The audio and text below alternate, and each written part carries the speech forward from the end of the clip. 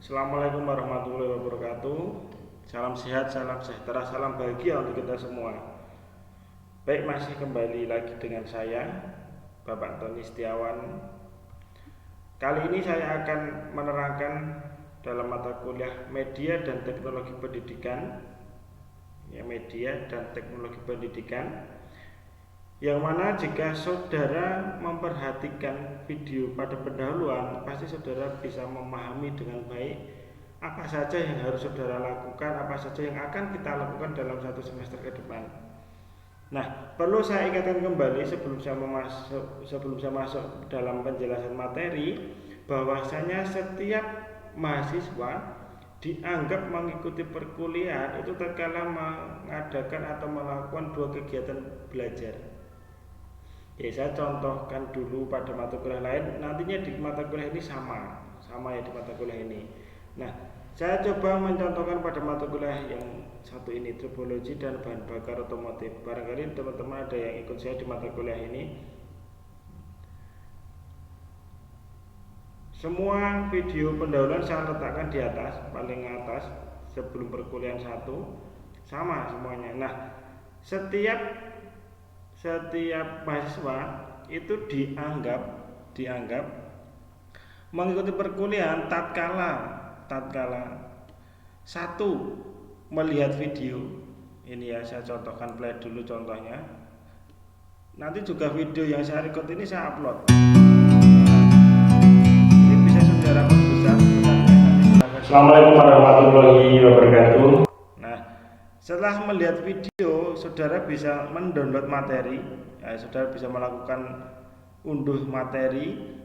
Kemudian kegiatan yang ketiga itu adalah saudara mengerjakan tugas atau mengerjakan kuis. Kemudian kegiatan yang keempat yang harus saudara lakukan adalah aktif dalam forum diskusi. Contohnya seperti ini. Pada kegiatan satu, saya tidak bisa memonitori saudara apakah benar-benar sudah melihat dan tidaknya.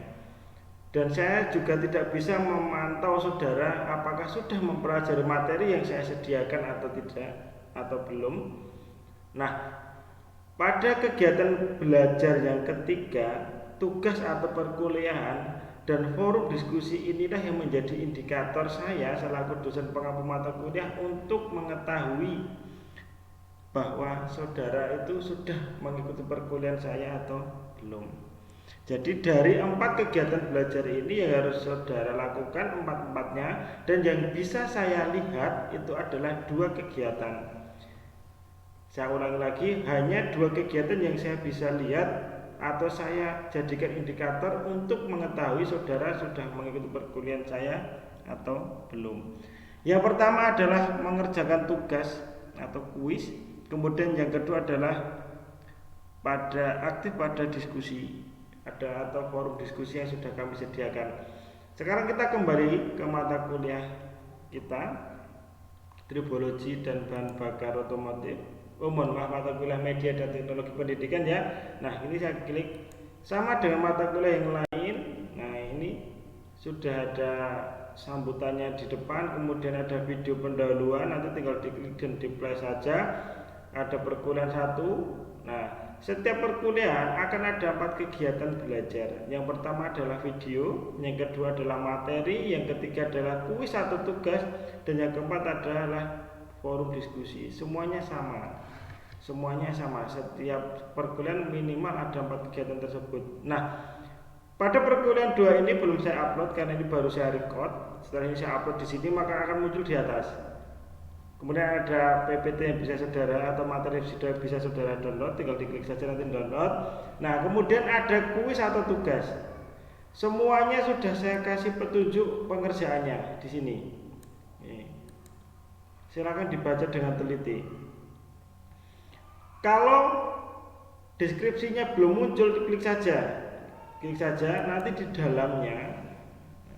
Nanti di dalamnya akan muncul seperti ini. Andai kata deskripsi di luar belum muncul, seperti itu. Nah, nanti tinggal diikuti saja petunjuknya. Karena saya menggunakan akun dosen, bukan akan mahasiswa, sehingga tampilannya barangkali untuk pengerjaannya agak sedikit berbeda. Namun demikian sudah saya beri petunjuknya di sini. Ya, klik mana, kemudian ini sudah ada. Jadi saudara tinggal melakukannya. Cukup mudah bagi seorang mahasiswa Universitas IFET yang saya banggakan. Nah, kemudian ada kegiatan berikutnya atau kegiatan keempat, yaitu aktif pada forum diskusi. Nah, setiap perkuliahan nanti ada 4 unsur tersebut. Saudara, ini ada petunjuknya dan sudah ada permasalahan yang harus didiskusikan. Kali ini temanya adalah media di SMK. Menurut saudara, apakah penggunaan media di SMK saat ini sudah memenuhi prinsip-prinsip penggunaan media? Sertakan argumen Anda. Nah, ini caranya sudah ada di sini dan batas waktunya sudah kami berikan di depan juga. Kapan saudara harus mengerjakan, maksimal kapan? Petunjuknya sudah ada. Klik ini dan masukkan tanggapan saudara. Jadi cukup mudah sekali. Baik, kalau yang ikut saya semester kemarin, saya yakin ini sudah familiar. Tapi bagi teman-teman yang baru pertama kali ikut, silakan mencoba untuk familiar dengan e-learning kita. Seperti itu ya. Terima kasih. Sekarang kita lanjut pada materi perkuliahan hari ini. Materi perkuliahan hari ini adalah prinsip media dan teknologi pendidikan. Nah, satu mata kuliah ini mengandung dua kata kunci. Yang pertama adalah media. Nanti mata kuliah kita ada media dan teknologi pendidikan. Ini prinsipnya dulu, prinsip media dan teknologi pendidikan. Yang pertama kita akan membahas seputar media. Dan yang kedua kita akan membahas teknologi pendidikan. Nah, seperti ini. Ada dua ya. Ada dua, media dan teknologi pendidikan. Nah, sekarang kita membahas prinsip media. Sebelum kita membahas prinsip media, apa itu media? Media adalah suatu sarana yang dapat digunakan untuk menyampaikan informasi kepada siswa. Media berasal dari bahasa Latin dan merupakan bentuk jamak dari kata medium. Berarti kalau medium itu tunggal, media itu jamak. Yang secara harfiah berarti perantara, yaitu perantara sumber pesan dengan penerima pesan. Nah, jadi kata kunci media itu adalah perantara. Ini kata kuncinya perantara. Perantara antara siapa? Perantara antara sumber pesan dengan penerima pesan. Di situ ada media. Jadi saudara bisa artikan, jadi kalau media pembelajaran, atau ada istilah media komunikasi, atau istilah adalah istilah media yang lain, artinya adalah perantara. Oke, next ya. Nah, mahasiswa sekalian yang saya banggakan, bahwa prinsip penggunaan media ini ada beberapa. Yang pertama adalah prinsip efektivitas. Prinsip efektivitas dan efisiensi lebih tepatnya. Nah, seberapa efektif dan efisiensi media tersebut? Nah, jika semua tujuan pembelajaran telah tercapai, maka pembelajaran disebut efektif, dan pembelajaran dengan menggunakan biaya, waktu, dan sumber daya seminimal mungkin. Efisien ya artinya ini ya. Jadi prinsip penggunaan media yang pertama adalah efektif dan efisien. Baik. Kemudian kita lanjut prinsip kedua, yaitu prinsip relevansi. Jadi media yang harus digunakan saat ini itu harus relevan dengan tujuan, isi, strategi pembelajaran, dan evaluasi pembelajaran. Kita ambil contoh saat pandemi seperti ini, maka media yang kita gunakan jelas berubah. Ini adalah prinsip penggunaan media atau prinsip relevansi.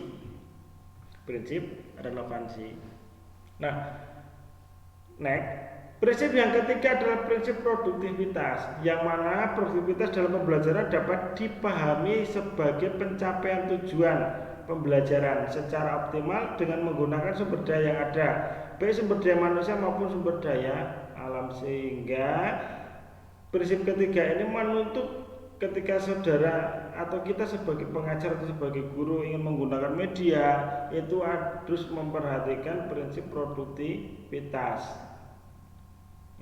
Contohnya, ketika saya mengajar dalam mata kuliah media dan mata kuliah tribologi jelas berbeda. Saya biasa menggunakan papan di depan kemudian direkam, tapi karena ini hubungannya dengan media maka saya harus menggunakan yang berbau dengan media yang lebih produktif. Contohnya saja saya menggunakan aplikasi atau software OBS Studio seperti ini. Nah, ini prinsip produktivitas, termasuk tadi prinsip relevansi juga masuk. Bisa diterima ya? Yang saya jelaskan tadi adalah prinsip penggunaan media. Baik, sekarang kita akan membahas tentang teknologi pendidikan. Apa itu teknologi pendidikan? Nah, itu saudara pasti kadang juga mendengar atau pernah melihat tulisan atau pembahasan tentang teknologi pendidikan. Ini ya, teknologi pendidikan. Sebenarnya ada dua istilah. Yang pertama teknologi pendidikan, yang kedua adalah teknologi pembelajaran. Nah, itu hampir sama dengan evaluasi pembelajaran dan evaluasi pendidikan. Jadi ada beberapa yang masih debatable karena pembelajaran diartikan masuk dalam pendidikan. Namun demikian ada juga ahli yang mengatakan bahwasanya antara teknologi pendidikan dan teknologi pembelajaran itu berbeda. Namun demikian teknologi pendidikan tetap akan kita bahas dalam satu semester ke depan agar supaya saudara ketika nanti menjadi guru di SMK saudara mampu menggunakan teknologi dalam dunia pendidikan. Baik. Teknologi pendidikan adalah suatu studi atau praktek etis. Ini ya, ada kata kuncinya suatu studi. Ini suatu studi. Nah, dan praktek etis untuk memfasilitasi terjadinya perubahan perilaku. Ini prinsip belajar ya. Perubahan perilaku itu prinsip belajar. Dan peningkatan kinerja melalui penciptaan. Nah, ini mulai hubungannya dengan teknologi pendidikan. Yaitu prinsip penciptaan, creating, penciptaan. Prinsip penggunaan dan pengelolaan, ada tiga. Ini pengertian di awal dulu terhadap proses dan sumber daya teknologi secara tepat guna. Jadi bagaimana kita menciptakan, bagaimana kita menggunakan, dan bagaimana kita mengelola. Saudara ketika menggunakan media saja tanpa bisa mengelola, yaitu artinya kita belum bisa diartikan saudara belum memahami tentang teknologi pendidikan. Jadi selain penggunaan juga kita harus mampu mengelola. Jadi menciptakan, penggunaan dan pengelolaan.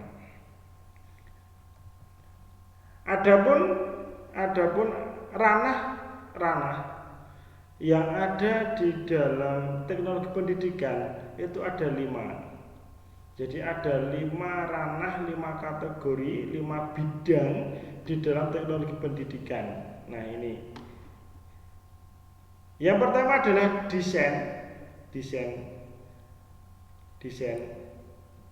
Desain ini lebih bisa diartikan ketika saya ambil contoh paling sederhana. Ketika saudara ingin membuat e-learning, desainnya bagaimana gitu. Desain interface-nya bagaimana dan sebagainya, itu desain. Setelah saudara menentukan desainnya, desain ini sebuah rancangan ya, sebuah rancangan. Kalau dalam pembelajaran mungkin ini RPP-nya, tapi ini dalam dunia teknologi pendidikan sehingga desain perlu di awal. Setelah saudara mendesain, saudara adalah mengembangkan. Contohnya tadi saya akan membuat e-learning, desainnya dengan menggunakan LMS Moodle. Nah, itu contohnya sederhana.